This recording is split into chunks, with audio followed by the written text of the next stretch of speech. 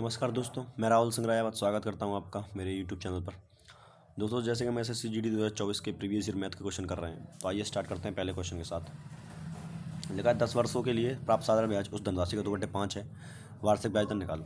देखो दोस्त, ब्याज 2 है, रेट प्रिंसिपल 5 मान लो, रेट मुझे निकालनी है, टाइम 10 साल है, गुणा 100। 10 से 10 बार गया, 5 से 2 बार, 2 दूनी 4%। आंसर आ गया है कि नहीं भाई। बोला है कि एक वस्तु का अंकित मूल्य इतना है और इसका विक्रय मूल्य इतना है, छूट प्रतिशत निकालो। रेशियो बना लो दोनों का, यहाँ से काटेंगे 0 से 0 और 2 से कट रहा है, 2 से काट लो तो जा जाएगा 2 2 पंचे 10, ये 25 है ना, तो ये आएगा 441। ठीक है, और कट रहा है क्या, 5 5 10 2 12, 4 4 8 9, 3 से कट रहा है अभी, तो 3 एकम 3, 2 बचा 3 7 21, 3 पंचे 15, फिर 3 से काटेंगे तो 3 एकम 3, फिर बचा 14, 3 चौको 12, फिर 3 7 21। अभी 3 से कट रहा है क्या, 7 5 12 1 13, नहीं कट रहा, तो बस अब निकालेंगे तो 25 ही होता, 25 3 28 हो गया। 28 की छूट कितने पर, 175 पर, गुणा 100। 25 चौको 100, 25 छः 150, 25 7 175, 7 से गएगा 7 चौक 28, 4 चौक 16%। मेरा आंसर आ गया। कैलकुलेशन है और कुछ नहीं, कैलकुलेशन भी नहीं बोल सकता, इतना सिंपल है ना। बोला है कि पी क्यू आर का अनुपात इतना है, P/2 Q/2 और R/5 का माना का। देखो पी की वैल्यू 2 है, 2/2 करेंगे 1 आएगा, बट रहा। Q/2 करेंगे तो 1 3 1 3 एकम 3 3 दूनी 6 है ना। R/5 करेंगे तो 5 एकम 5 1 बटे। अब क्या करना है, इसको 2 हटाना है। रेशियो तो हमेशा फिक्स नंबर में होता है, ये फ्रैक्शन में नहीं होता, तो 2 से गुणा कर लो सब जगह, तो 2 1 और 2, ये मेरा आंसर आ जाएगा। ठीक है कि नहीं भाई, 2 से गुणा करेंगे सब जगह, तो ये 2 एकम 2, ये 2 से 2 कट जाएगा और फिर यहाँ 2 एकम 2 आ जाएगा। ऐसे करके किया है मेरा। बोला एक अर्धगोले का व्यास इतना है, तो उस अर्धगोले का आयतन बताओ कितना होगा। देखो आ जाओ, कोई दिक्कत ही नहीं है। अर्धगोले का आयतन कितना है, 2/3 पाई R/3, 22/7। R/3 कितना हो, तो अब ये R/3, ये क्या दिया, व्यास दिया है, तो वो कितना हो जाएगा, 4 और 2 42, गुणा 42 गुणा 42 और गुणा 42। अब देखो 7 से गया, 7 6 42। अब देखो कैलकुलेशन तो बहुत लंबी है दोस्त, तो यूनिट डिजिट सबके सेम है। यूनिट डिजिट से अपन कुछ तो हटा सकते हैं, तो घटा लेते हैं। देखो 3 से इसको काट लो, 2 बार चला गया। अब देखो 2 दूनी 4, 4 दूनी 8, 8 दूनी 16 6, अच्छा 2 12 2, तो देखो ये 2 तो मेरे आंसर नहीं हो सकते। ठीक है, अब आ जाओ 11 का मल्टीपल चेक कर लो, क्योंकि 22 छपा हुआ है तो 11 का मल्टीपल तो होगा। देखो तो 5 1 6, 6 3 9, 9 हो रहा है, 5 2 7, 7 2 9, ये इसका गैप 0 आ रहा है, मतलब ये 11 से कट सकता है। इसको चेक कर लो, 2 1 3, 3 6 और 3 9, ठीक है, 3 6 3 9, ठीक है, 6 4 10, 10 2 12, तो 12 और 9, 3 का गैप आ रहा है दोस्तों, ये नंबर 3 से नहीं कटेगा, तो यही नंबर आपका 11 से कट रहा है, ये मेरा आंसर हो जाएगा। ठीक है, इतनी कैलकुलेशन करने का मतलब है नहीं अपन कर नहीं पाएंगे भाई, इतनी कैलकुलेशन मुझे तो आती नहीं, बहुत लंबा आंसर जा रहा है, तो ऐसे ही करना पड़ेगा। बताइए, यदि एक मोबाइल 25% की हानि पर बेचा जाता है, तो मोबाइल के क्रय मूल्य और विक्रय मूल्य का अनुपात बताओ। 25% मतलब 1/4, मतलब 4 की चीज़ 1 की लॉस पे लेके बेटे तो 3 की बेचेगा, 4/3 रेशियो आ गया, ये मेरा आंसर हो गया। ठीक है, इसको सॉल्व करेंगे तो 200 माइनस 51, इसको सॉल्व करेंगे तो 3 एकम 3, 1 बचा, 3 चौक 12, 3 अट्ठे 24 माइनस। अब देखो यहाँ से माइनस करेंगे तो दोस्तों यहाँ से माइनस का 52 बचेगा, है ना।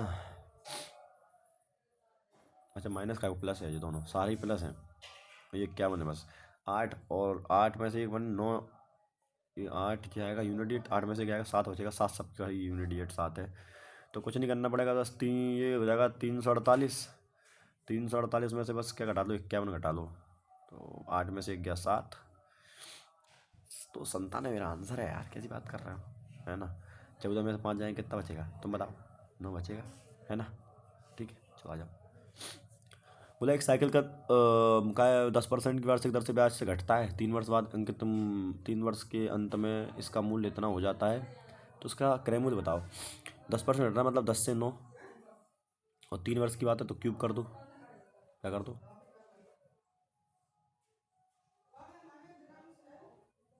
तो 9, और इसकी वैल्यू बराबर है किसकी, 10 3 5। ठीक है, बस काट लो, कितना कट सकता है, 9 एकम 9, 9 दूनी 18, एक बचा, 9 एकम 9, कितना बचा 4, 9 पंचे 45। ठीक है, फिर 9 से काट लो, 9 एकम 9, 3 बचा, 9 3 27 और 9 पंचे 45। फिर 9 से काटो, 9 एकम 9, 9 पंचे 45, 15 इंटू 10 करेंगे 15,000, मेरा आंसर आ जाएगा। ठीक है, दो रेलगाड़ियाँ 60 और 95 की चाल से एक दिशा में चल रही हैं। तेज रेलगाड़ी द्वारा धीमी रेलगाड़ी में बैठे एक व्यक्ति को पार करने में 36 सेकंड समय लगता है। तेज रेलगाड़ी की लंबाई बताओ। अब देखो भी बात को समझो जरा। अब देखो तो कैसे करेंगे भैया, एक ही दिशा है, स्पीड तो माइनस करेंगे। सबसे पहले डिस्टेंस मान लो 2x है भाई, x पहले रेलगाड़ी की लंबाई x मान ली, तो दूसरी की भी x मान लो, क्योंकि उसने नहीं बोला ना कि अलग अलग लंबाई है।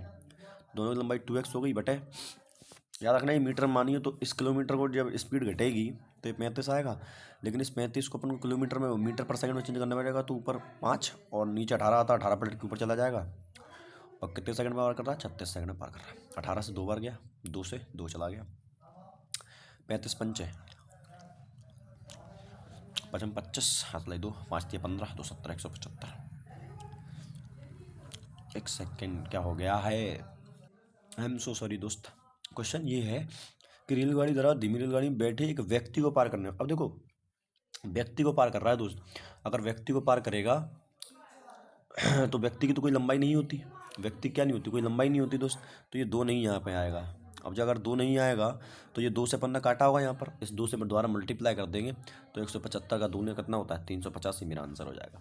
समझो आप, रेलगाड़ी कोई भाई कोई व्यक्ति है, उस रेलगाड़ी के सामने उस व्यक्ति की लंबाई होगी नहीं होगी, अगर व्यक्ति को पार कर रही है तो रेलगाड़ी अपनी लंबाई को ही तो पार करेगी, है ना। चलिए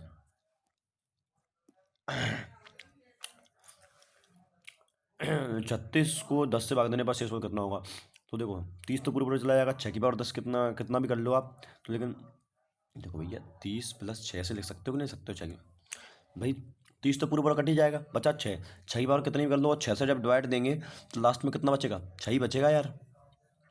समझ में आ रहा है कि नहीं आ रहा मेरी बात, ठीक है कि नहीं। अब देखो पी अपॉन क्यू का रेशियो निकाल लो यहाँ से, तो 4/5 आ जाएगा, तो बस पी प्लस क्यू 9/4 आ जाओ।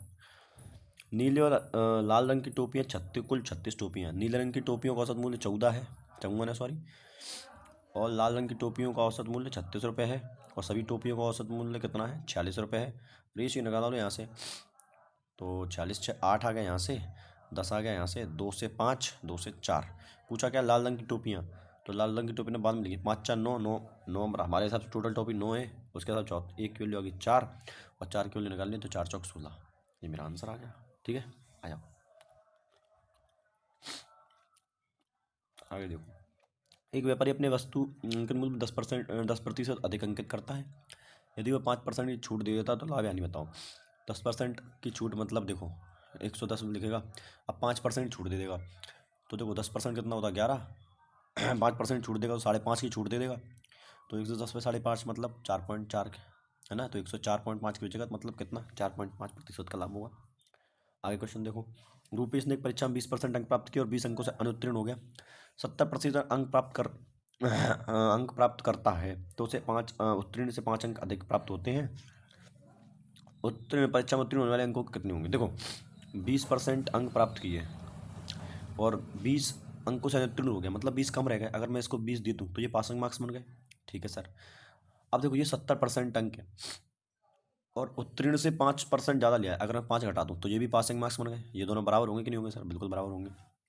तो बस इसको दल लेके जाएंगे तो ये कितना बचेगा 50%, उसको दल लेके जाएंगे तो कितना बचेगा 25, तो 1% की वैल्यू निकालेंगे यहाँ से, 1% की वैल्यू तो 1/2 आएगा, 100% वैल्यू 50, 100% वैल्यू कितनी आ जाएगी 50, 100% वैल्यू कितनी निकलेगी 50, तो मतलब कुल मिला के 100% वैल्यू कितनी आएगी 50। अब बोला है कि परीक्षा में उत्तीर्ण होने के लिए अंक कितने चाहिए, अच्छा बताओ 20% तो अंक प्लस 20 चाहिए, तो इसका 20% कितना होता है, इसका 20% 3 दूनी 5 दूनी 10, 10 होता है, 10 प्लस 20 अंक और चाहिए, टोटल कितने हो गए 30 अंक तो चाहिए। समझ गए, समझ गए हो गया, सिंपल क्वेश्चन है वैसे यार। बोला एक दीवार को पूरा करने में विजय को 40% अधिक समय लगता है, एक दीवार पूरा करने में विजय को रमेश से 40% अधिक समय लगता है, विजय को राजेश से रमेश से सॉरी 40% अधिक समय लगता है, मतलब अगर रमेश को 5 लगता है तो इसको 2 ज़्यादा मतलब 7 समय लगता है। यदि दोनों मिलकर दीवार को 25 दिनों में बना सकते हैं और पूरा पूरा कर सकते हैं तो विजय अकेले इस दीवार को कितने दिनों में पूरा कर सकता है। अब देखो ये यार हमारा ये टाइम का रेशियो यहाँ से एफिशिएंसी रेशियो निकालोगे तो उल्टा हो जाएगा, 5 5 7। बोला ये दोनों मिलकर 25 दिनों में पूरा कर सकते हैं तो क्षमता कितनी है 12 × 25 दिनों में पूरा कर सकते हैं।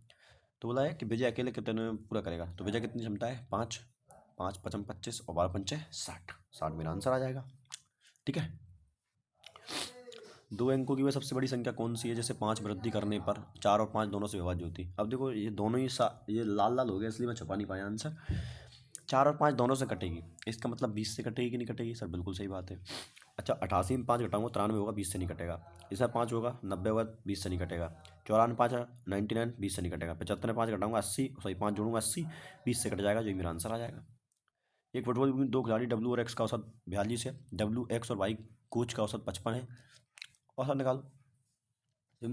सिंपल है। देखो औसत से कितना कम है 13, तो 13 बांटना पड़ेगा इसको, है ना। कितने पर 26, तो 26 इसमें 13, भाई 2 पे 13 कम है ना, तो 2 पे 13 बढ़ाना पड़ेगा इनको, तो 26। मतलब औसत को है ना इस कोच को 55 + 26 करने पड़ेंगे। 6 5 11, 5 2 7 और 1 8, 81 मेरा आंसर आ गया। वरना कुछ नहीं करना, WX × 2 कर देना, ये इन दोनों का कुल भार आ जाएगा। WXY कर देना तो इन दोनों का 3 और मल्टीप्लाई 3 कर देना तो ये कुल भार आ जाएगा, और इन दोनों का भार से घटा देना, आंसर आ जाएगा। ठीक है। रमीता अकेले काम को 100 दिनों में कर सकती है। ठीक है।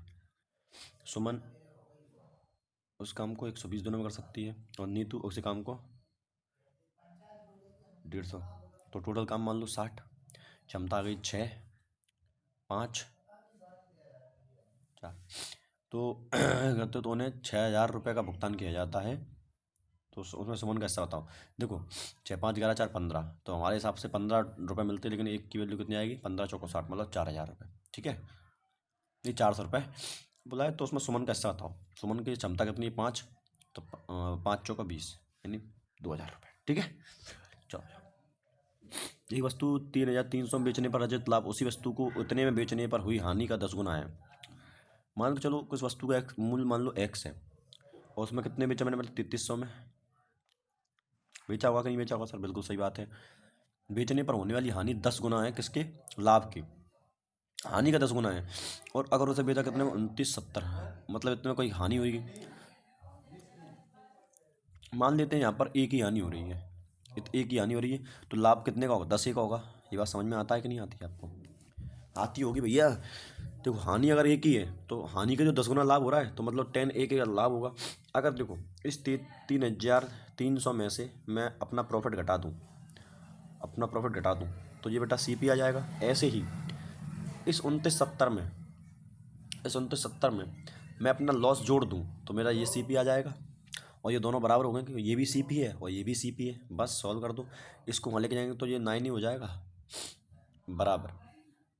तो यहाँ से इसको घटा देंगे तो देखो, तो यहाँ से कितना बचेगा 30 और 330। देखो ये 330 हो जाएगा, 3329 देखो यहाँ से कितना बचेगा 30 और 330 आंसर, 330 बराबर 9 ही आ जाएगा। तो एक ही वैल्यू निकालेंगे, यहाँ से कितना आएगा, क्या पूछ क्या रहा है इसमें यार।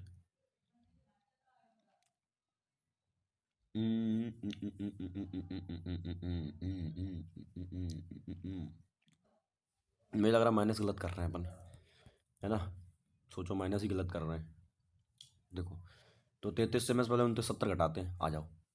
तो 3300 माइनस 2970, 0, 10 में 7 गए 3 और ये बचा 2, तो 2 के 12, 12 में 3, 330 सही तो घटा रहे हैं।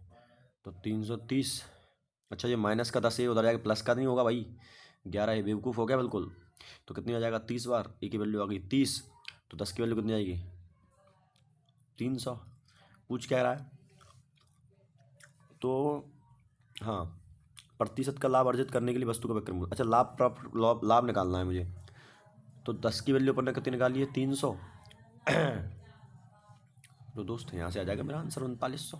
कितना आएगा, 30% का लाभ प्राप्त करना भाई। अब एक बात को समझो, यहाँ से मैं अगर अपना क्रय मूल्य निकालूँ तो ये आ जाएगा मेरा 300, है ना। प्रॉफिट एक की वैल्यू 30 आई है तो 3 की वैल्यू 300, मतलब यहाँ से 3000 रुपये इसका विक्रय मूल्य आ गया। अब बता 30% का लाभ प्राप्त करो तो 3000 का 30% कितना होगा, 900 होगा कि नहीं होगा। तो बस उन 3000 में 900 का लाभ लेके बेचूंगा तो बेटे 3900 की बेच दूंगा कि नहीं बेच दूंगा, ये बताओ, है कि नहीं भाई, पक्की बात। जानता हूँ थोड़ा सा बढ़ा दिया मैंने क्वेश्चन को, है ना। कहो तो दोबारा एक्सप्लेन कर दूँ इसको, तुम्हें समझ में आ गया होगा, कोई दिक्कत नहीं है। चला जाओ। L1 243 है, L2 इतना है, L1 L2 से कितना कम है। मेरे हिसाब से तो कट रहा है पूरा पूरा, तीन बार बिल्कुल कट रहा है। तो यहाँ से रेशियो निकलेगा 1 और 3 का। L1 L2 से कितना प्रतिशत कम है, तो बेटा 2 कम है, और 2/3 मतलब होता है 66.66%। ठीक है, सॉल्व करेंगे। 3 दूनी 6, 6 5 11 -4 7 मेरा आंसर। ठीक है, ये था दोस्त 7 का पेपर। मिलते हैं अगली क्लास में, तब तक के लिए गुड बाय।